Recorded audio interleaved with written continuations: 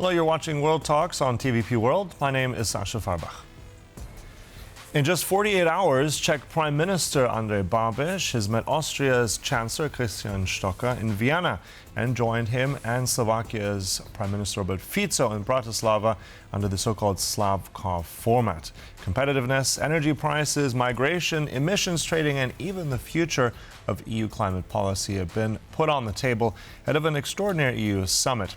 Now, to assess what this coordinated push from Central Europe could mean, we're joined by Filip Nerad, Director of Communications and Marketing at GLOBSEC. Good to have you back on TVP World. Good morning. Good morning from Prague. So let's dive right into this regional collection of leaders. I mean, the timing here is interesting. We have an informal meeting of all the European leaders coming up as well next sort of 24 hours.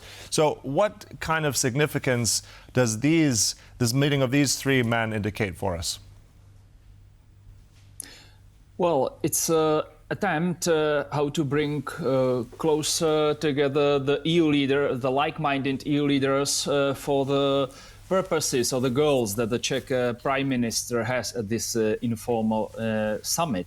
So, because from the point of view of the Czech government, the main reason why the EU competitiveness is not developing or going further as it was planned or it is foreseen are the high energy prices. And as Vienna, as Bratislava, so the Austrian and the Slovakian government are of the same view. So it was a kind of coordinating their positions so that when they come on Thursday to Belgium, there's at least a group of like-minded countries who would push this topic, and let's say there's a different angle than, for example, French President Macron represents and his let's say medicine on the EU competitiveness. So that's a kind of coordinating meetings to come with a joint position and to pushing this topic on the informal gathering. Mm-hmm. But I want to jump in on that because you said like-minded. I mean, this is what we hear often when we're looking at some array with Fico, Slovakia, Babiš, and the Czech Republic, but Austria, not so much. So I think I want to get into this a little bit. How coordinated is this push? Because Austria always is very much in the center. We don't quite know where they're pushing. I mean, a conservative government there. So what does that tell us? Is this an indicator of something else moving? Is this, let's say, an alliance that will affect more European policy? And where's that push going to go? Well, that's something that's going on for several years, this Slavkov format, as you already mentioned it. It's something that is, well, for several years, where Czech Republic, Slovakia, and Austria coordinate themselves, and it's a kind of balancing the V4, which is not efficient for some time. So that's a kind of, let's say, second very important regional alliance for the Czech Republic. And as you said, in the past there were disputes among Prague and Vienna, mainly because of energy. And Czech Republic is a strong supporter and user of nuclear energy, and Austria is strongly against it. These disputes were calmed down, and now both governments, even in the past, and it's continuing till nowadays, found several joint topics where they can agree on. First is the competitiveness, the issue of high energy prices. The second is migration. Both governments want, let's say, a stronger push against illegal migration harder rules on this. So there are several topics that joins these two governments, and so it is natural that Andrej Babiš also choose meeting with the Austrian Chancellor to find, let's say, supporter or partner for the topics that he would like to present on the European soil. Okay. Also, let's talk about energy for a moment, because Stocker himself has said that energy is one of the highest, or should be one of the highest priorities for Europe. At the same time, the Austrians are against nuclear. As you said, the Czechs are for it. The Slovaks are mixed. So where is the solution coming from? It has to come from somewhere. A large dependency on Russian gas that's changed slightly, at least for Austria. But still, where is this common solution going to come from if it's one of the biggest issues? Yeah. All these governments see the solution in the radical change of the ETS systems.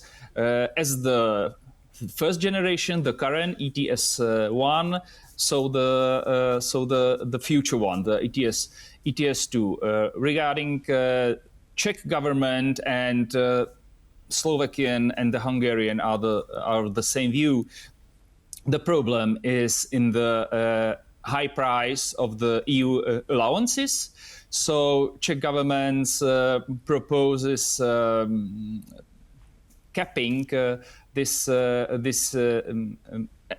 ETS1 allowances on maximum, let's say, 30 euros, because currently it is almost three times higher. So the healing should be in the capping of the price of the allowances, and by the ETS2 to pushing further or postpone further the start of this system. It has already been postponed for 1 year to the year 2028, but the Czech government would like to see even further start. So let's see, but from point of view of Prague and other capitals here in the Central Europe, the problem lies in the ETS systems and in the EU allowances. All right, let's go to another point, because we have quite a different speech recently in the last 24 hours. President Macron saying that, asking the question if Europe is ready to be a power. Now, he's been very much on the world stage, pushing for more European integration, a stronger Europe. How does that fit into all this, especially if we're looking at defense, especially if we're looking at vis-a-vis policy towards Ukraine? Where are these three countries in this other European push? I mean, are they aligned here, or are there too many differences? I think generally they agree. They would like to have Europe more stronger. That Europe has a stronger voice in global affairs. But I think that the ways how to get there, or the views on these ways, are different. Czech Republic and the Central and Eastern European countries are not much in favor of joining forces. For example, now we have seen President Macron came with an idea of joint EU debt and so on. But these countries are rather for more, let's say, sovereign approach, that the EU shouldn't give any more powers or powers to the EU level, and that the European countries should be the more sovereign. So that as I said, the general view is the same, but there are differences how to get there. Right, but at the same time, I'm going to push you on this, because, I mean, traditionally Austria has been a country very much close to Russia in the past. I mean, not that long ago, that foreign minister, Kneissl, I believe, she had Putin at her wedding. She now lives in Russia. Very close business connections with Russia over the years. It's been sort of under the radar. So I'm just wondering where you see Austria as well in particular. We have obviously that connection, Fico, with Putin as well. I mean, where is this going? Because is Austria and the region really going in the direction of what we see with the rest of Europe? I think it's very different policy, isn't it? If we're seeing what Poland is doing, France, Germany, or is there a dissonance that's going to get louder? Yeah, definitely. Austria is still not so harsh on Russia as we can see it in Poland, in Baltics, or in other West European countries. But on the other hand, I would say that the Austrian view also changed in the light of Russian invasion to Ukraine, so that it's not so pro-Russian, at least publicly, as it used to be in the past. As you mentioned, the former foreign minister and other representatives of the country were very close to Moscow. I wouldn't say it is a case right now. But of course, Vienna and generally Austria tries to play some kind of mediator or have more neutral role to be able then to facilitate some negotiations and so on. So their attitude towards Russia is not so strong or not so harsh as of other countries, but I would say it's not pro-Russian anymore as it was in the past. Okay, and then just one final point, what's happening with the situation right now? I mean, it was quite heated between President Pavel in the Czech Republic and also the government under Prime Minister Babiš. Where is the situation going next?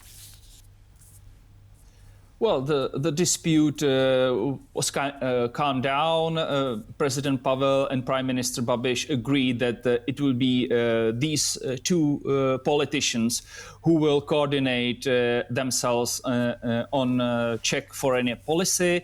There won't be, let's say, more wider foreign policy consultation as it used to be with foreign minister, with heads of both chambers of parliament, with the defense minister. So it would be very close circle of president and prime minister who will meet regularly, discuss the foreign policy. So there were no more disputes on that. So of course there is no single line in the EU politics among all the Czech politicians now, but the crisis, if we can call this way, was calmed down, and both sides trying to de-escalate it, and this is where we are now. All right, so thank you for all those insights, looking across the region there from Vienna, Bratislava, Prague. Thanks for all those insights. Filip Nerad from GLOBSEC, appreciate it. Thank you for having me. Have a nice day. And thank you for watching World Talks, but stay right here on TVP World for more news and commentary. Goodbye.